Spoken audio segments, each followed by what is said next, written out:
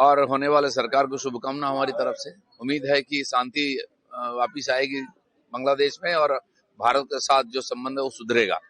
तो इसलिए ये जो उम्मीद भी है कि जो वहाँ के संख्यालघु हिंदू हैं जिनका ऊपर लगातार अत्याचार हो रहा है वो भी रुकेगा।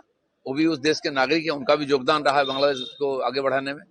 देखिए, एक तो बांग्लादेश में जो चुनाव हुआ ये सबकी इच्छा थी, प्रतीक्षा था कि हो शांतिपूर्वक। तो इसलिए वहाँ के जनता को, वहाँ के चुने हुए प्रतिनिधियों को और होने वाले सरकार को शुभकामना हमारी तरफ से। उम्मीद है कि शांति वापिस आएगी बांग्लादेश में और भारत के साथ जो संबंध है वो सुधरेगा। तो इसलिए ये जो उम्मीद भी है कि जो वहाँ के संख्यालघु हिंदू हैं जिनका ऊपर लगातार अत्याचार हो रहा है वो भी रुकेगा। वो भी उस देश के नागरिक है, उनका भी योगदान रहा है बांग्लादेश को आगे बढ़ाने में। तो हमें पूरी उम्मीद है शांति वापिस आएगी वहाँ। वेस्ट बंगाल में तो एक तो बॉर्डर में टेंशन है दोनों तरफ, लेकिन जिस प्रकार घुसपैठ वहां से हो रहा था इधर और वहां से जमात के लोग यहाँ आकर गड़बड़ कर पूरा देश में, वो तो हिंदुस्तान रुकेगा। चारों तरफ बारबेड वायर लग रहा है। हमारी सरकार की जो इच्छा है, माननीय गृह मंत्री जी ने पूरा जोर लगाए हैं। मुझे लगता है कि वो पूरा भी हो जाएगा और इसके बाद फिर जो यहाँ अवैध रूप से घुसे हैं उनको भी निकाला जाएगा। बंगाल का एसआईआर जानबूझ करके ममता बनर्जी डिले कर रही थी। उनके डीएम से लेकर के बीएलओ तक सारे लोग नॉन कोऑपरेट कर रहे थे, इसलिए ये जटिलता बना है। तो जो एसआईआर में हियरिंग हो रही है, स्क्रूटिनी हो रही है, समय लग रहा है। मुझे लगता है कि ठीक समय हो जाएगा, लिस्ट निकल जाएगा, इलेक्शन भी पूरा होगा।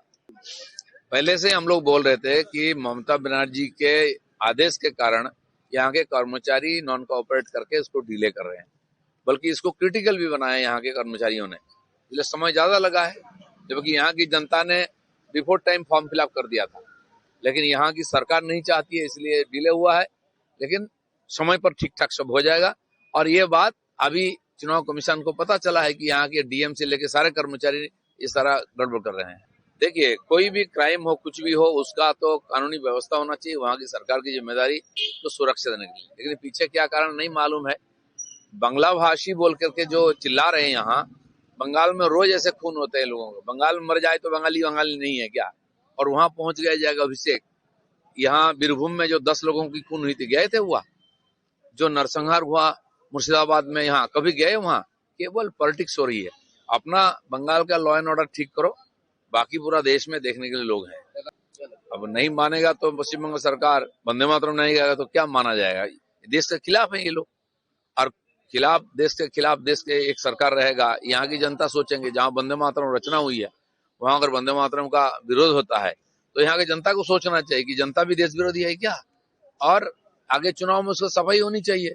ऋषि बंकिम का वंदे मातरम का 150 साल पूरा हो रहा है, पूरा देश में हर्षोल्लास के साथ उसको मनाया जा रहा है। उसके यहाँ कोई उसका ना तो कोई कार्यक्रम ना तो कुछ है। तो जो इन लोगों का फोटो लगा के चुनाव जीतते हैं ममता बनर्जी जैसा नेता, अब उनकी जिम्मेदारी बनती है ऋषि बंकिम जैसा महापुरुष को सम्मान देना और वंदे मातरम को सम्मान देना।